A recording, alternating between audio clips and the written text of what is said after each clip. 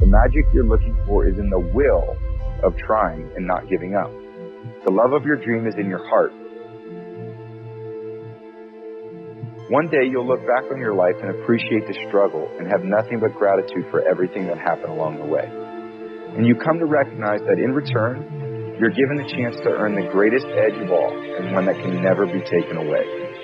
To anyone who's struggling early in the morning or late at night in pursuit of your dream, struggles that many will never see, and to any leaders out there who believe in someone who doesn't yet believe in themselves, keep going. Keep going. Because will always find a way. I want to live a great, impactful, purposeful life, and I want to impact people from the lessons that I've learned and see if people can learn anything and try to relate it in their life some way. I've been fortunate to learn the right things, and what I believe to be the right things, what worked for me. So I wrote them down, because people ask me all the time, hey, I want to do it. How do I do it? What should I do?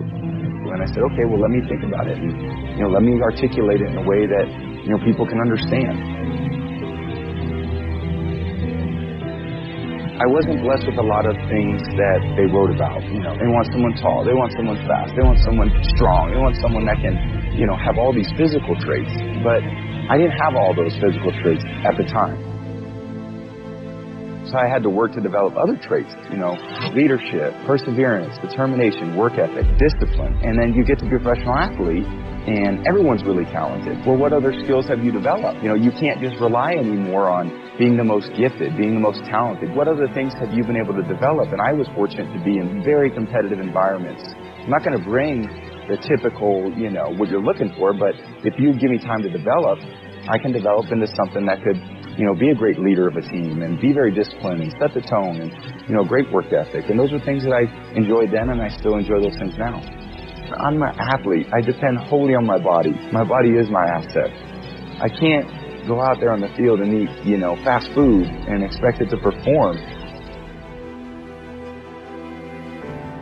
If I don't have this, if it breaks down, I can't play. I wrote it in the book, when I was a young 25 years old, I couldn't throw the ball.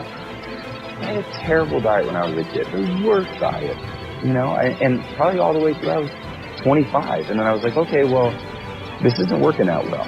I'm not quite getting the results I want to get, so why don't I change? Why don't I try some different things? And over the course of 15 years, it came to this. And it's hard to say to someone, hey, do all these 30 things that make a difference. I think, and it's right, it's just start slow. Start with what works for you, and maybe start cutting out a few things, but only if you want. It's everyone's life. They get to choose what they want.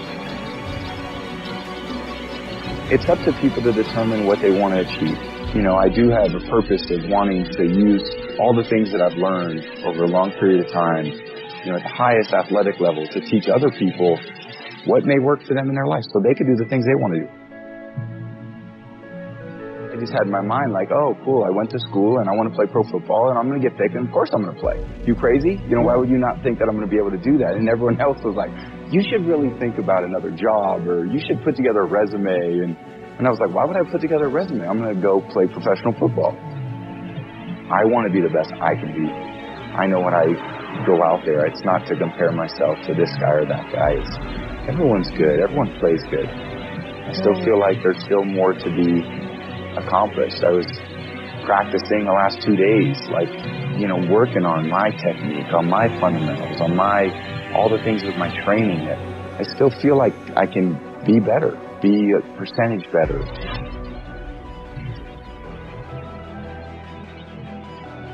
If you happen to be very lucky when you're 10 years old, you'll have people in your life who tell you the world is anything you want it to be, and you'll believe them.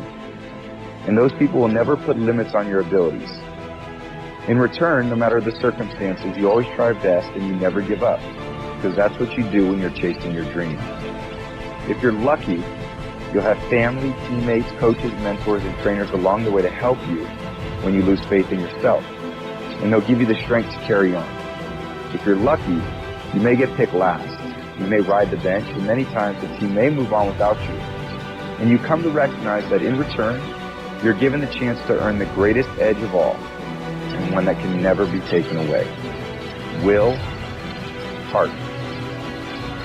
So to anyone who feels left out or is afraid of trying their best for fear of failure, you're not alone. The magic you're looking for is in the will of trying and not giving up. The love of your dream is in your heart. One day you'll look back on your life and appreciate the struggle and have nothing but gratitude for everything that happened along the way. To anyone who's struggling early in the morning or late at night in pursuit of your dream, struggles that many will never see, and to any leaders out there who believe in someone who doesn't yet believe in themselves, keep going. Keep going, because will always finds a way. I got to this point in my life where I got tired. So I'm getting on the plane, right? I'm walking all the way to the back. I got to move so they can get to the back. I'm saying to myself, like, why I got to keep passing first class? Like, why can't I never sit there? Like, I'm not envious of nobody. I'm not jealous. Like, I'm not trying to be like nobody. I'm just like wondering, like, why I got to keep passing first class? Like, what's going to happen one day where I can sit in first class? Like, why am I not in first class? Like, why they put me all the way in the back? Like, why am I like got a 4-hour layover when they fly me from here to there to here to get back to here? I'm like, why can't I just fly straight? Why am I not in the 5-star hotel with the concierge? Why can't I get a concierge? Why can't I get the place with the bread? Like, why is his wife driving the European vehicle and my wife?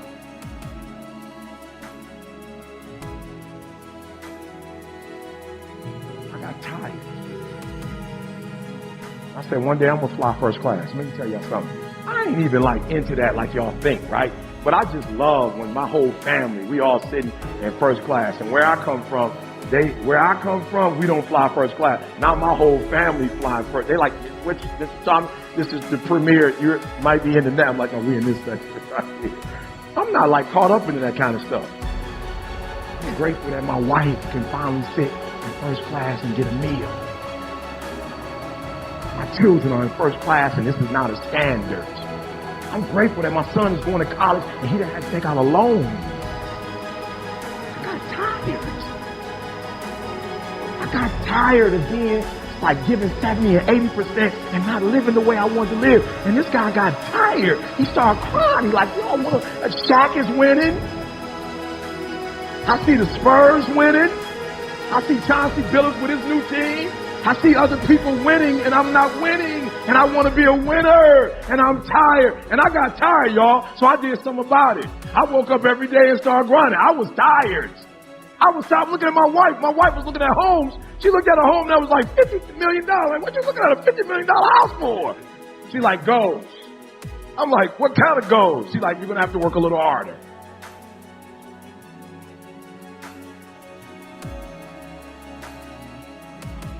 Like, my wife is not on that. Like, she used to be cheap. She want to hold on every dime. Now she talking about living in $50 million homes?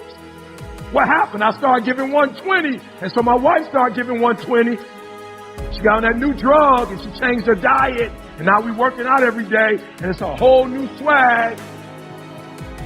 So I need y'all to do me a huge favor. When you get tired, you in this room, you feeling me like, yo, you real. I'm doing the 70. I know I got 120 in me.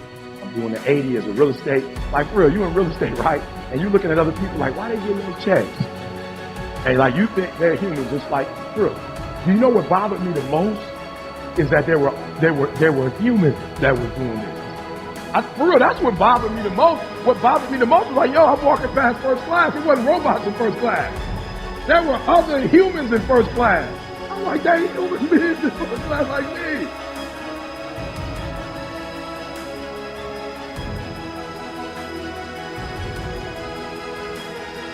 Like, I'm looking at these homes like, yo, they just drove in. That's another human. What's the difference between my man and me? The effort that he gives, the information that he has, the effort that he gives, the information that he has, the effort that he gives.